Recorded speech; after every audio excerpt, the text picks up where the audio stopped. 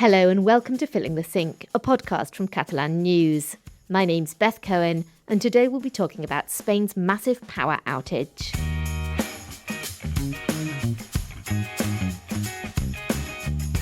On Monday the 28th of April, a massive blackout affected Spain and Portugal. On this week's podcast, we'll be discussing the worst blackout in Spain's living memory, investigating the causes and finding out how it affected people across Catalonia. Joining me in the studio today are Cillian, Lorcan, Doherty and Gerard Escaich Folch. Hello. Hi Beth, how's it going? How are you? Hello Beth. It's nice to be doing a podcast all together. Yeah, it's a rare occasion that all of us are in the same room, huh? Big news. So, can we start with just exploring what happened? I'm sure a lot of our listeners experienced the blackout. They were there, but let's have just a brief overview of the facts. Yeah, absolutely. I mean, if you're on the Iberian Peninsula, there was no way that you could have avoided it, really, because at 12:33 Monday, the entire electricity in the entire peninsula just went off, just very suddenly. Not only Catalonia, but obviously mainland Spain, Portugal, Andorra as well for 10 seconds. The islands, the Canaries and the Balearics, were not affected, however, but also parts of France were as well. So Pedro Sánchez, the Spanish Prime Minister, said that a total of 15 gigawatts of energy disappeared in a matter of only 5 seconds, and that represents about 60% of the total grid at that time. And what were the effects of this? Yeah, well, the lights went out, power was out. We had very limited telephone and internet. It was kind of coming and going. Transport was affected too. Traffic lights went out in a lot of places, but there were actually no major accidents. People were stuck in lifts. People were stuck in the metro. People were stuck in trains. We learned about the importance of radio for communication. We saw lots of people huddled round radios that worked, or radios in cars. Card machines, again, meant people were paying in cash mainly. And places like hospitals and airports were able to keep operating thanks to generators. Mm-hmm. And of course, newsrooms as well. Newsrooms with generators too. And of course, this had a huge impact on people's lives. What were you doing at the time? Well, I think we were all working at the time. Like, I remember it was like at 12:34, all of us sent a message saying like, oh, power went out here.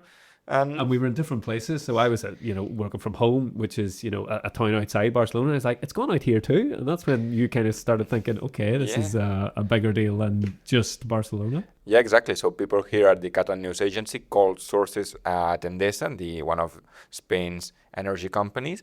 And they told them that it was like Catalan issue. And then suddenly it became a massive nationwide issue. So obviously it was crazy in just a matter of minutes. We didn't know what to do.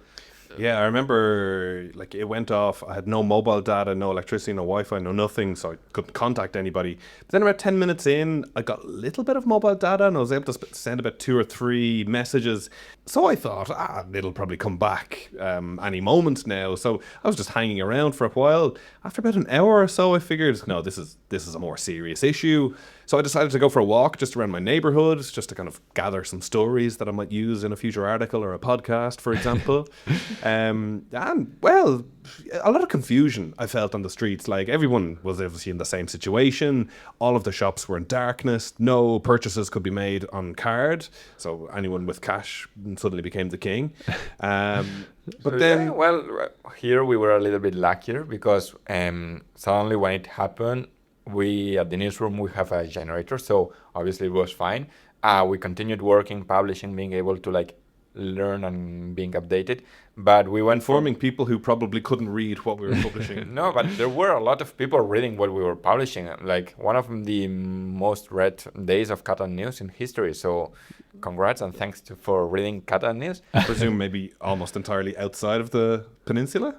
You would think so, but there were a lot of people here in the peninsula as well, because obviously, for example, we had a power generator, so we were able to publish, but other companies also had a power generator, so they could stay in touch. And for example, we went to Sands train station to meet up with some people to see how it was the situation. But before that, we walked around the neighborhood and there were people doing fitboxing in darkness.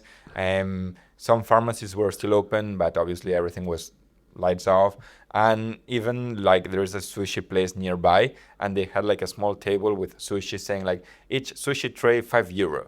And we were wait, it seems like we are not going to have time to go downstairs to grab lunch today. So we just bought 40 euros of sushi just to share around the newsroom.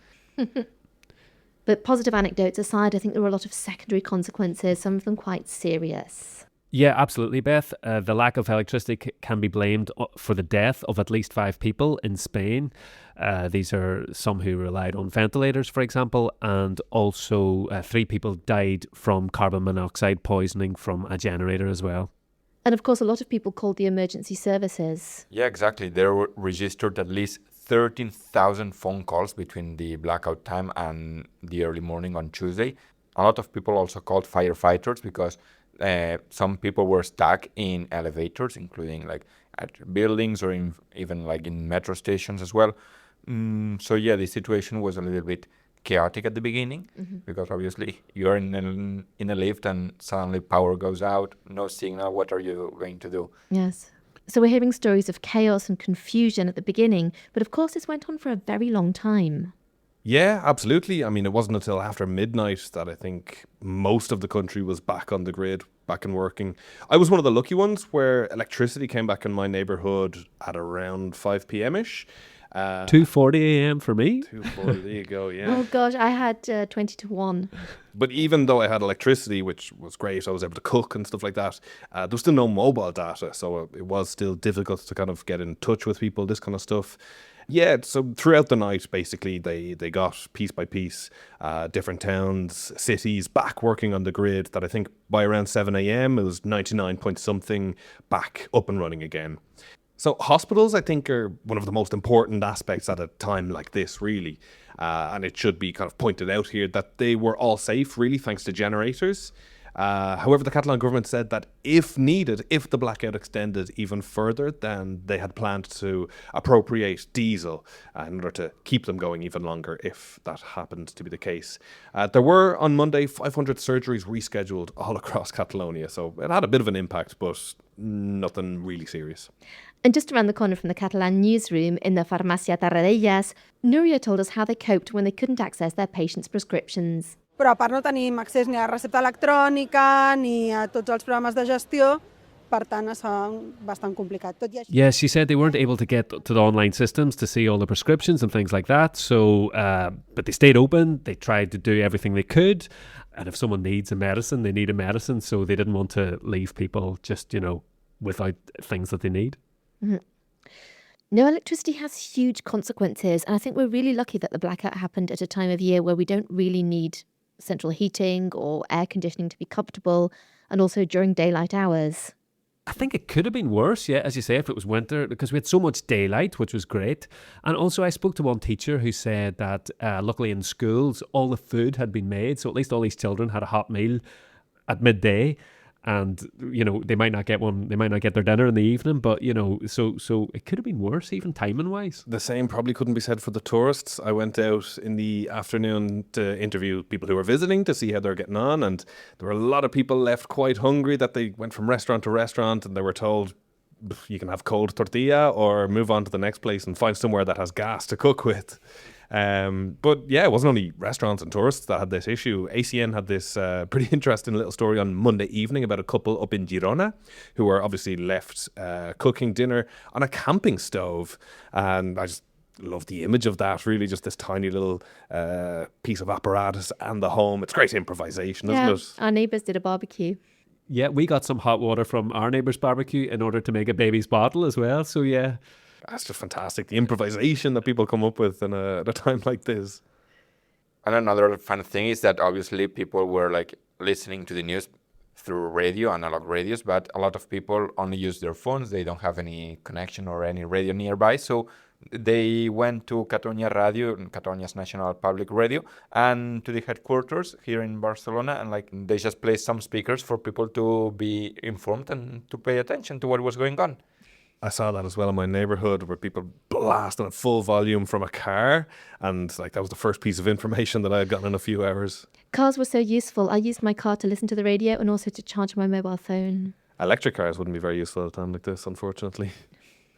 Long live diesel. And speaking of radios, our colleague Leah was out and about as well, and she just, happened to speak to someone with an amazing story, a woman called Gloria. D'entrada no vaig treballar, que això de tant en tant s'agraeix. And she was saying, well, she didn't have to work. That was nice. She's a hairdresser.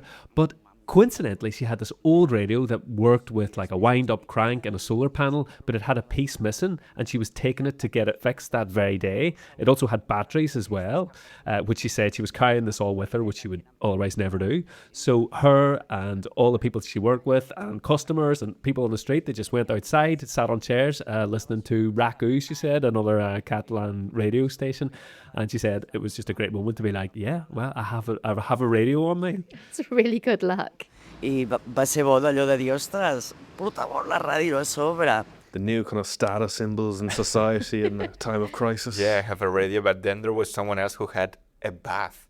And like, it's a story that cracks me every single time I read about it. Stefan, who is a reader of Catalan news, and Leah also found him around in Barcelona. And he took emergency measures by filling his bathtub with water. The moment I realized that it's at least a district-wide problem, I just put like my whole bathtub full of water. I had 20 euros in cash, which was, it's unusual for me, but then I went to just go to the Chinese, had some fouet and chips and like whatever I can like consume right away. Yeah, and that was pretty much it. I went to bed hungry. Well, at least Stefan got to sleep in his own bed, whereas Polish tourist Angela was stuck on a train for the whole entire day. We were 20 kilometers from Zaragoza, and we spent there 11 hours. So like at the beginning, they didn't let us to go out from the train. We had to sit inside. It was really hot because there was no air conditioning or anything. And there were really bad conditions because the toilets were closed. We couldn't use it. And after 11 hours, they started the train again, and we went to Zaragoza, but they didn't know if we will get like any different train or if they will give us a hostel or something. And then they were like, you can sleep in a train. There was chaos on the long-distance trains. In fact, one of my colleagues, Adrian, got stuck on a Barcelona to Madrid AVE for 9 hours. And after that, it was a 2-hour hike for all of the passengers with their luggage to the nearest village. And then he took a minibus back to Barcelona. Well, it was on not only high-speed trains, it was also Rodalies, metro, tramway. Like, in fact, one of the colleagues here at Catalan News Agency was on metro, and like suddenly she arrived to Tarragona, a nearby station, and they were said like, okay, you need to get out of the train, and she was like, thank God I was able to arrive to the station. Yeah, and one, obviously because of that, metro stopped running and Rodalies stopped running, and the only way to move around the city was with bus. And on that day, the public transport bus here in Barcelona reached a record day with 1.25 million passengers. And the metro, even though it was expected for to be working for 1.5 million passengers, it only saw 600,000. Because, of course, the trains were stopped in the tunnels. Is this what they were talking about when they're doing the celebrations of 100 years of the metro and they're organised a night run of the tunnels? Is this what it was about? That was the time. El Cursa del Metro? Let's listen to some of the passengers outside Sants train station on Monday afternoon. Estava aquí, que estava venint per agafar un tren i m'he trobat amb tot això, ple de gent, tothom fora. So this is Joel. He was supposed to get a train to Madrid on the day, the moment really, that the blackout hit. And he's just saying that there was so much uncertainty. He had no idea when he was going to be able to get the train, no idea if he'd be able to leave that very day. And he viewed the whole thing as a bit disorganized, a bit all over the place. Then we heard from Daniela. A ver, yo creo que nervios tenemos un poco todos, ¿no? Porque al final dependemos mucho de las tecnologías, no sabemos qué está pasando ni... She was saying, yeah, I think we're all a bit nervous, aren't we? Just pointing out how much we all depend on technology and, nobody knows what's going on. So, yeah, definitely nervous. And a lot of people ended up walking to their destinations, like this passenger, Annie. A mi m'ha agafat el metro, estava a la plaça Espanya. Yeah, Annie was traveling with some colleagues, and they were stuck at Plaza España, so just 1 kilometer away from Sants train station. And she says that everything went dark and that they said that there was an issue, but they didn't say how long the issue would take to be solved. So she decided to walk to Sants train station because, she says, it was not that far away. It's lucky. No other way either. Yeah, and actually the next day when we were reporting on things finally getting back to normality, we had this great reply on social media from someone who said that, well, Renfe not working is actually complete normality. So no change there. Because the metro was back up and running, but and so were the FGC trains that we have in Barcelona, but the Renfe Rodalies lines were completely down through a lot of Tuesday as well. In summary, there was chaos across the country on Monday and part of Tuesday. And now that things are starting to get back to normal, people want answers. Lorcan, what are the main theories as to what caused the blackout? Yeah, everyone I think is a bit reticent to say definitively what it is. A lot of people saying cyber attack. We'll chat about that in a little bit. A lot of people also blaming renewables. Now, it should be said that the national grid operator, Red Eléctrica, and the Spanish Prime Minister Pedro Sánchez have denied that the blackout was caused by an excess of renewables. But the national grid operator, Red Eléctrica, did say that at 12:33, the grid suffered a loss of power. It immediately self-stabilised and recovered, but about 1.5 seconds later, there was a second event. And then 3.5 seconds later, apparently, the connection between Spain and France was interrupted due to the grid instability. When you say event there, I've read like a strong oscillation in the electricity grid. Is that kind of what we're talking about here? Exactly. And they seem to have pinpointed the first of these down to an area of southwest Spain. And all indications are that it was at a solar farm there, which is why you have people saying that, well, this is because, we rely too much on renewable sources as opposed to synchronous stable sources like gas, nuclear or hydroelectric, which meant that the grid couldn't stabilise. Again, there's investigations going on, as we'll hear, and Eduardo Prieto from the National Grid said that it is possible that the affected power generation could have been solar, but he said we still don't have all the information and we don't want to draw definitive conclusions. But the hypothesis is that it could be a power surge from too much sun in a solar energy plant. Yeah, but the thing is that no one knows for certain. For example, solar power representatives say that the solar power outage was due to something else that made the grid to fall, and it was a consequence rather than the cause. So it's kind of like very intangible at the moment. It's still under investigation. And people's first thought was that it could have been a cyber attack. Gerard, what information do you have about this? Yeah, exactly, because everyone has watched Hollywood movies or like even a Spanish series called Apagón, or even like Day Zero from like Robert De Niro now on Netflix. So like, and we all felt exactly like, oh, it could be a cyber attack. But the National Cybersecurity Institute here in Spain, as well as national police, have investigated, and even Red Eléctrica, the power grid, said that it was not a cyber attack, that the analysis that they have done so far, they can definitely rule out that it was a cybersecurity incident. However, on Monday, for example, Spanish Prime Minister Pedro Sánchez implied both during and after the blackout that it could be a cyber attack. He didn't say exactly that, but he says that no hypothesis could be ruled out. Es mejor no especular, ya sabremos las causas, no descartamos ninguna hipótesis, pero ahora debemos centrarnos en lo más importante, que es devolver la electricidad a nuestros hogares. Sanchez points out that it was very strange that 60% of the country's power disappeared just in 5 seconds. In terms of the economic losses, they must be huge. Yes, primary estimations are that the mass power outage may have cost the Spanish economy up to €800 million. And Spain's economy minister said that this was a preliminary upper limit estimate. Around 400 million of this comes from reduced consumer spending, as economic activity dropped to 55% of a normal Monday. And what's the political fallout? Yeah, I think it's interesting that, no heads have rolled yet, because it was such a major event. At the time of recording. And, it seems to me as if the Spanish government, the Prime Minister Pedro Sánchez, is definitely trying to put distance between the government and the national grid operator, Red Eléctrica, which is made up of private companies, but also the government has a stake in it as well. And the president is appointed by the government. So Beatriz Corredor is a member of the Socialist Party and a former socialist minister. So maybe there's a bit of, political manoeuvring going on there. In Catalonia, we did see some criticism from some parties saying about the delay in communications from the government. They defended themselves saying, well, we wanted to just say something more than the power's gone out. And, investigations have been launched. The Spanish government has launched an official probe. The courts, too, are investigating whether it could be a possible cyber attack. And in Catalonia, investigations have been launched into Red Eléctrica, the grid, and Endesa, one of the main suppliers. I hope the investigations lead to answers as to what happened and why.